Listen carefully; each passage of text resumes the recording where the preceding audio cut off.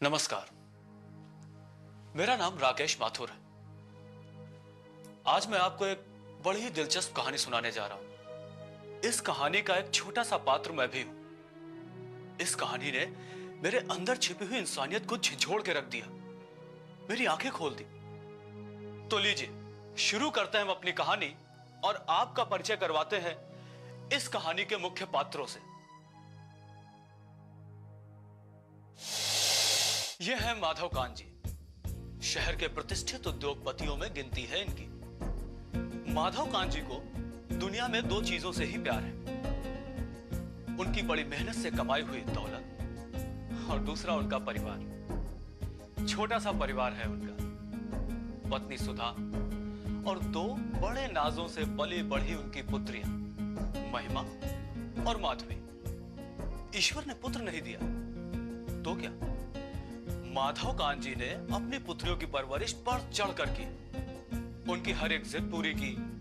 उनकी एक छोटी से छोटी खुशी के लिए वे अपना सर्वस्व लुटा सकते हैं। लगभग 3 साल पहले की बात है। माधव कांत जी और उनकी पत्नी सुधा जी दोनों अपनी बड़ी पुत्री महिमा के लिए एक सुयोग्य वर की तलाश में थी। कई जगह बात चली, कई जगह से रिश्ते आए, किंतु बात कहीं बन ना सकी और समय बढ़ने के साथ साथ उनकी चिंता भी बढ़ती जा रही थी।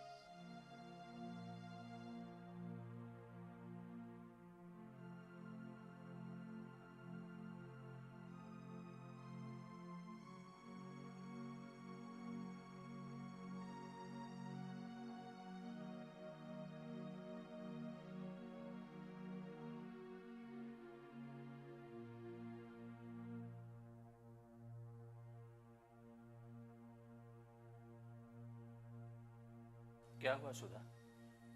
क्या सोच रही हो? आपने सक्सेना जी से बात की? की थी। तो क्या कहा उन्होंने?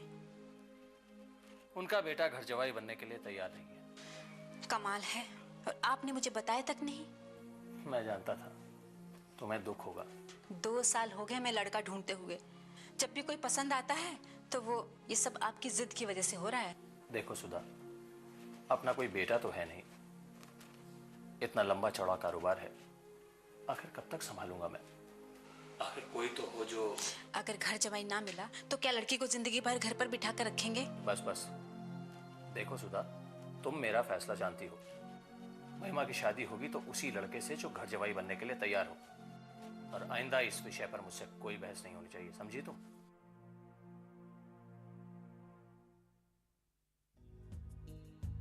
शायद ऊपर वाले ने सुधा जी की प्रार्थना सुन ली। माधव कांत जी अपने बिजनेस के सिलसिले में किसी दूसरे शहर गए हुए थे और वहीं पर उनकी मुलाकात हुई इस कहानी के सबसे अहम पात्र विजय कुमार से। मुलाकात की परिस्थितियां कुछ विचित्र जरूर थी। हुआ कुछ यूं कि माधव कांत जी एक सरकारी दफ्तर की सीढ़ियां उतर रहे थे कि तभी अचानक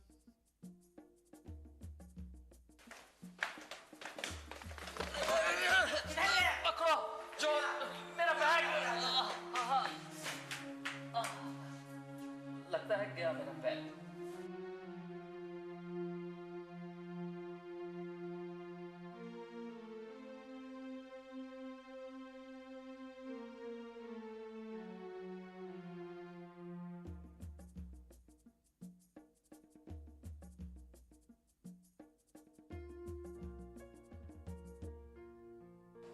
क्या हुआ अंकल? भाई साहब जरा सहारा देंगे? रुकिए 1 मिनट, आप मेरा कंधा पकड़िए, उठिए संभल के। लगता है पैर में फ्रैक्चर हो गया। घबराइए मत, हौसला रखिए। मेरा बैग, क्या था उस बैग में अंकल? मेरे सारे पैसे थे उसमें। ज्यादा रुपए थे? हाँ बेटा, मैं इस शहर में अनजान हूँ, लखनऊ से आया हूँ। मेरा मेरा सब। आप बिल्कुल परेशान मत होइए, मैं भी लखनऊ का ही हूँ। मैं मेरे ख्याल से सबसे पहले आपको डॉक्टर के यहाँ चलना चाहिए। डॉक्टर? ठीक है बेटा।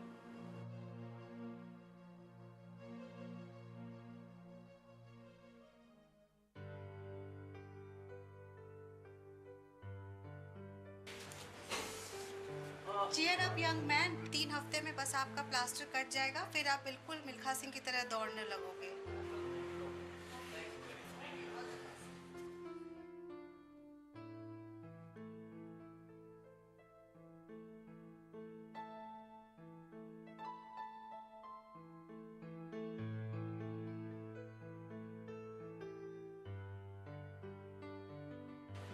गॉड ब्लेस यू बेटा।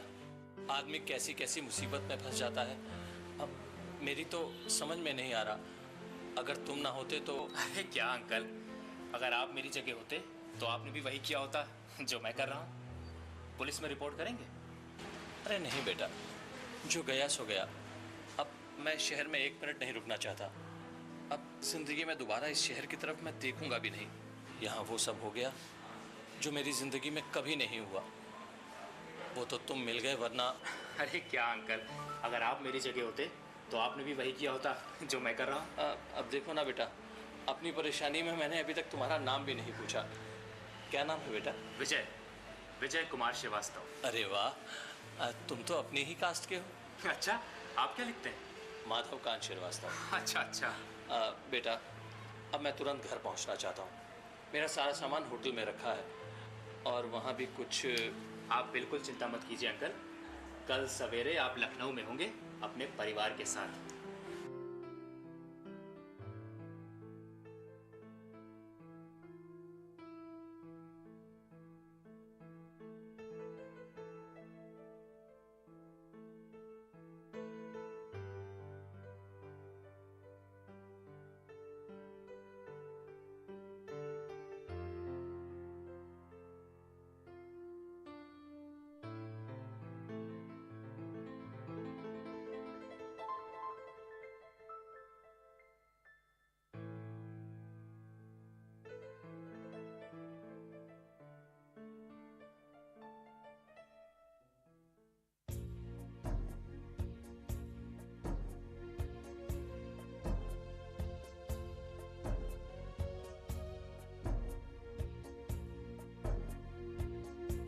बेटे विजय, ये है मेरी पत्नी सुधा।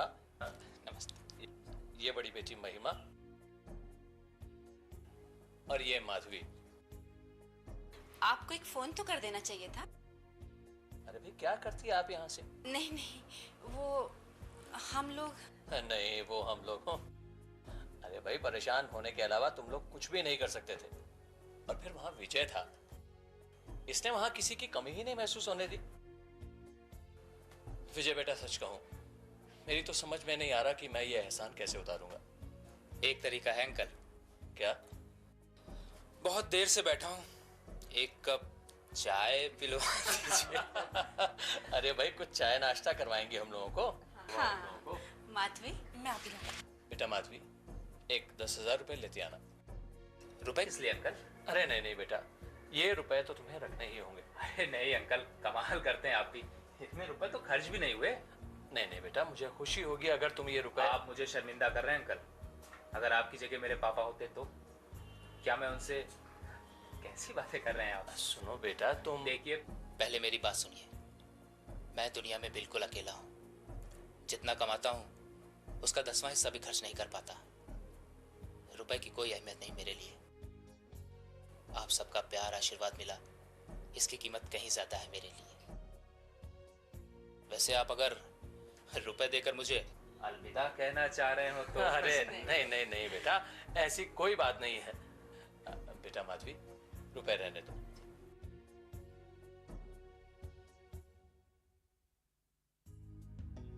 पहली ही मुलाकात में विजय कुमार सबको भा गए थे, शायद इसलिए भी क्योंकि वे भी श्रीवास्तव थे। इसीलिए सबके दिल में एक उम्मीद जाग उठी थी। हालांकि किसी ने किसी से कुछ कहा नहीं था। फिर कुछ दिनों बाद माधव कांत जी के यहां विजय कुमार को डिनर पर आमंत्रित किया गया।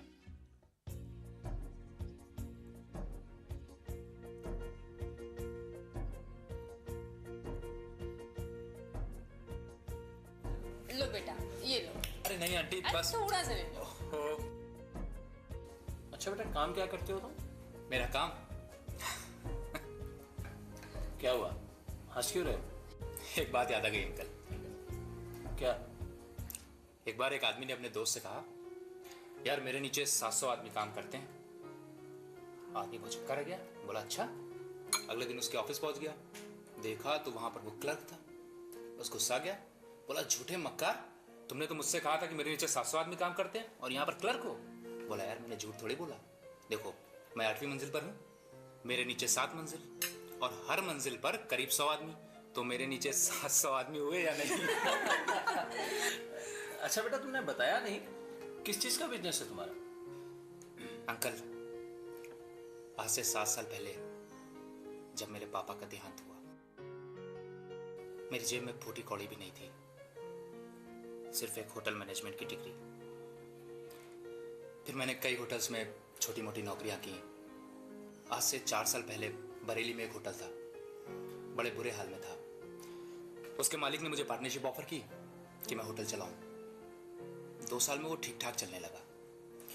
फिर उसके मालिक ने वो होटल बेच दिया, मुझे मेरा शेयर मिला और कुछ और रुपयों का इंतजाम करके मैंने लखनऊ में एक होटल खरीद लिया और आज मैं भी एक होटल का मालिक हूँ। अच्छा, कौन सा होटल है बेटा? होटल आनंद। बहुत बड़ा नहीं मगर बुरा भी नहीं, अच्छा चल रहा है। नाम तो कुछ सुना हुआ है। बस अंकल, मेरा एक ही सपना है, 5 स्टार होटल खोलने का, हर बड़े शहर में मेरा। मैं भी क्या बातें ले बैठा। दरअसल अंकल, जब मेरे कैरियर की बात होती है ना तो मैं बड़ा चार्ज हो जाता हूँ।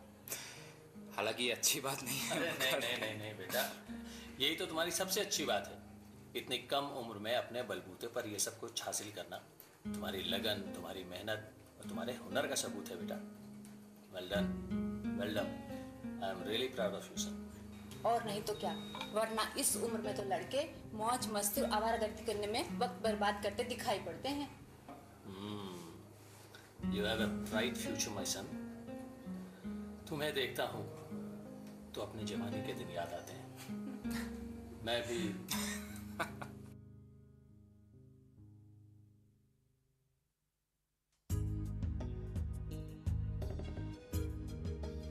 विजय कुमार में वो सभी गुण थे जो माधव कांत जी ने अपने दामाद में सोचे थे। फिर तो रोज ही किसी न किसी बहाने से विजय कुमार को घर बुलाया जाने लगा।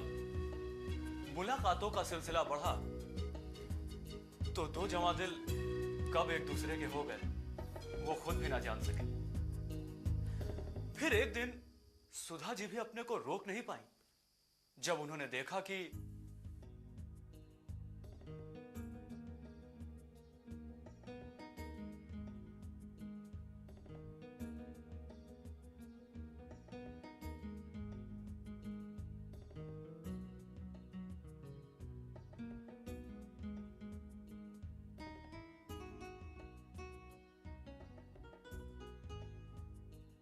सुनिए जी, आपने विजय से बात की?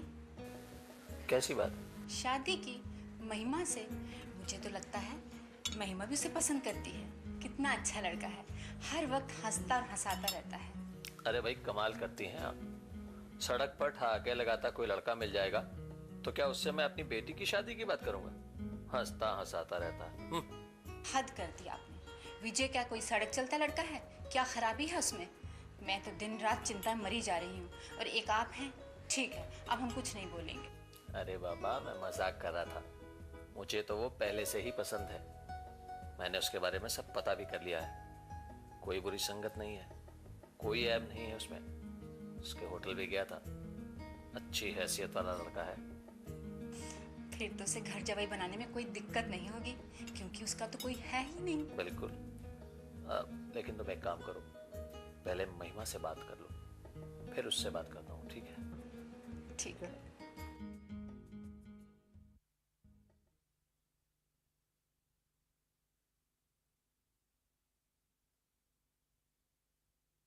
महिमा और विजय को तो जैसे मन मांगी मुराद मिल गई। उन दोनों ने तुरंत शादी के लिए हाँ भी कर दी।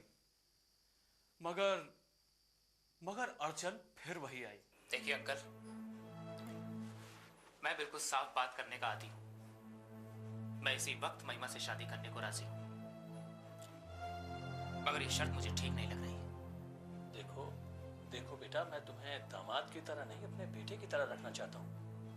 तुम्हें क्या दिक्कत है? दिक्कत होती है अंकल।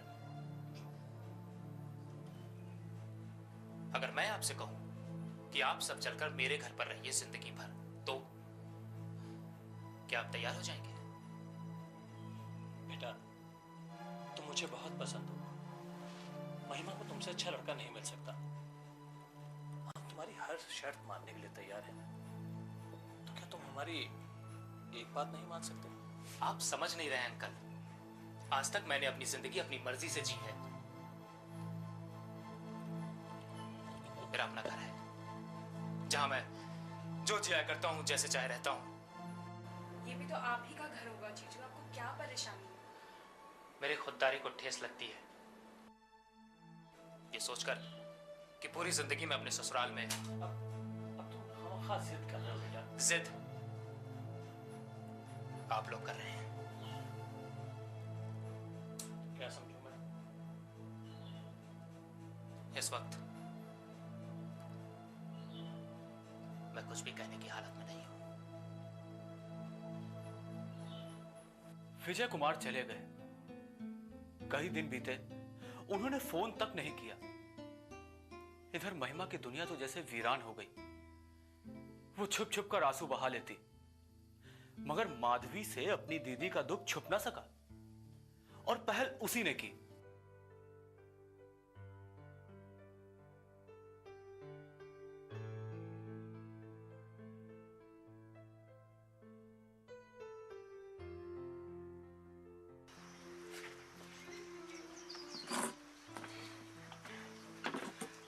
तुमने मुझे यहां क्यों बुलाया माधवी?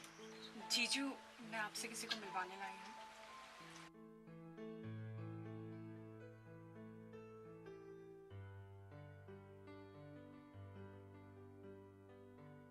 महिमा, तुम्हें यहां आने की क्या जरूरत थी? मैंने सोचा शायद मुझे देखकर तुम्हें कुछ याद आ जाए। ऐसा मत कहो महिमा। तुम जानती हो मैं तुम्हारे बिना मेरा भी वही हाल है जो तुम्हारा। मगर तुम खुद बताओ, क्या तुम्हें अच्छा लगेगा तुम्हारा पति तुम्हारे घर में? बार बार ये क्यों कहते हो तुम? ऐसा डर क्यों लगता है तुम्हें? क्योंकि मैं आज तक स्वाभिमान और खुददारी के साथ जिया हूँ।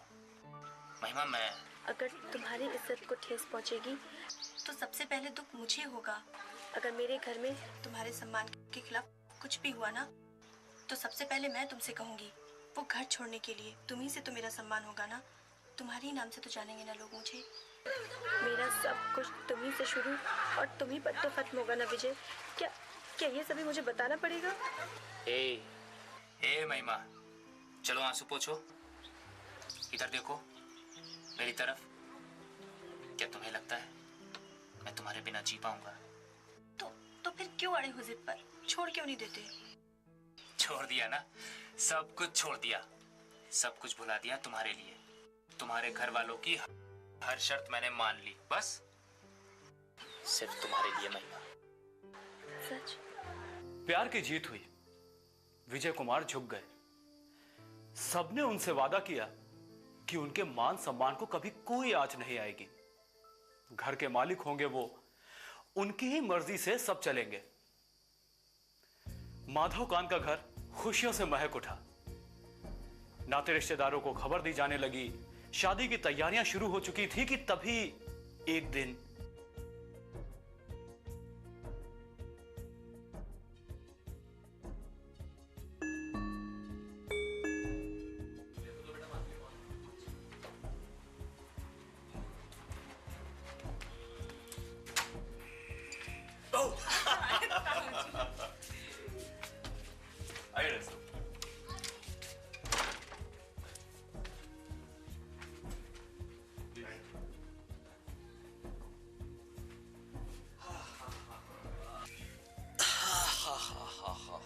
कमाल है हरी भैया, आपने खबर की होती मैं स्टेशन आ जाता आपको लेने के लिए। कहाँ भाई, जैसे ही तुम्हारा टेलीफोन पहुंचा घर के सारे लोग तैयार हो गए यहाँ आने के लिए। तो और लोग कहाँ हैं? वो बबली का कल टेस्ट है ना, इस वजह से सबको रुकना पड़ा। लेकिन भाई मैं अपने आप को नहीं रोक पाया और दौड़ा दौड़ा चला आया। और बताओ बच्चों, ताऊ जी को कभी याद वाद भी करते थे कि नहीं? ताऊ जी, एक भी दिन ऐसा नहीं होता जब आप लोग की बात ना होती है। जानता हूँ बेटे, जानता हूँ, इसीलिए तो दौड़ा दौड़ा चला आया। क्यों रे, तू तो बहुत खुश दिख रही है, लगता है लड़का तेरी पसंद का है। ये अपने जवाई जी कब आते हैं? वो शाम को आता है, इस समय होटल में होगा वो। ताऊ जी, मैं उनकी फोटो दिखाती हूँ आपको। हाँ, तब तक उसी से काम चलाते हैं। आई एम सॉरी, मैं आपका परिचय कराना भूल गया। सुधा, वो बबली के चेहरे के दाग याद है ना? बिल्कुल गायब हो गए। वो कैसे? ये सब डॉक्टर साहब के हाथों का कमाल है। ये हैं डॉक्टर A.K. सिन्हा, पटना के मशहूर प्लास्टिक सर्जन। यहाँ पर किसी सेमिनार में हिस्सा लेने आए थे। ट्रेन में मुलाकात हो गई। मैंने कहा भाई मेरे घर चलिए, मैं वहां से आपको सेमिनार में भिजवा दूंगा। टाइम हो रहा है। देखिए, हम वादे के पक्के हैं, आपको स्टेज पर बिठाल कर ही आएंगे। सुधा, जरा नाश्ता वाश्ता लगवाना तो, और माधव गाड़ी निकलवा दो। हाँ जी, बेटा भी निकाल। ये देखिए ताऊ जी। लड़का तो बहुत खूबसूरत है भाई। माधव, वो अपने जमाने में एक हीरो हुआ करता था। कौन भैया? अरे वही डॉक्टर साहब, जरा देखिए तस्वीर देखिए।